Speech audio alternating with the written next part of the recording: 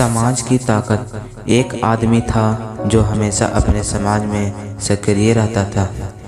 उसको सभी जानते थे, बड़ा मान सम्मान मिलता था।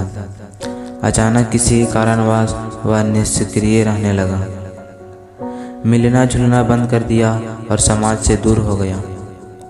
कुछ सप्ताह पश्चात एक बहुत ही ठंडी रात में उस समाज के मुखिया ने उससे मिलने का फैसला किया। मुखिया उस आदमी के घर आया और पाया कि आदमी घर पर अकेला ही था। एक बोरसी में जलती हुई लकड़ियों की लौ के सामने बैठा आराम से आग ताप रहा था। उस आदमी ने अंगतुक मुखिया का बड़ी खामोशी से स्वागत किया। दोनों चुपचाप बैठे रहे, केवल आग की लपेटों को ऊपर तक उड़ते हुए ही देखते रहे। कुछ देर के बाद मुखिया ने बिना कुछ बोले उन अंगारों में से एक लकड़ी जिसमें लौ उठ रही थी, जल रही थी, उसे उठाकर किनारे पर रख दिया और फिर से शांत बैठ गया।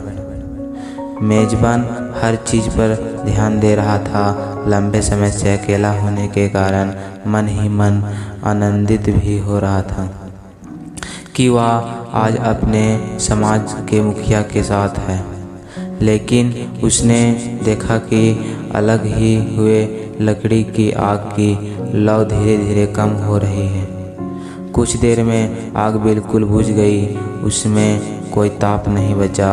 उस लकड़ी से आग की चमक जल्द ही बाहर निकल गई। कुछ समय पूर्व जो उस लकड़ी में उज्ज्वल प्रकाश था और आग की तापन थी, वह अब एक काले और मृत टुकड़े में से ज़्यादा कुछ शेष न था। इस बीच दोनों मित्रों ने एक दूसरे का बहुत ही संक्षिप्त अभिवादन किया, कम से कम शब्द बोले। जाने से पहले मुखिया ने अलग की हुई बेकार लकड़ियों को उठाया और फिर से आग के बीच में रख दिया। वह लकड़ी फिर से सुलगकर लौ बनकर जलने लगी और चारों ओर रोशनी और ताप बिखरने लगी। जब मुखिया को छोड़ने के लिए दरवाजे तक पहुंचा तो उसने मुखिया से कहा, मेरे घर आकर मुलाकात करने के लिए आपका बहुत बहुत धन्यवाद। आज आपने बिना कुछ बात किए ही एक सुंदर पाठ पढ़ाया है कि अकेले व्यक्ति का कोई अस्तित्व नहीं होता। समाज का साथ मिलने पर ही वह चमकता है और रोशनी बिखरता है। समाज से अलग होते ही वह लकड़ी की भांति बुझ जाता है। शिक्षा।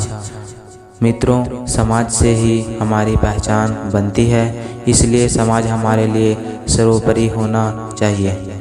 समाज के प्रति हमारी निष्ठा और समर्पण किसी व्यक्ति के लिए नहीं, उससे जुड़े विचार के प्रति होनी चाहिए।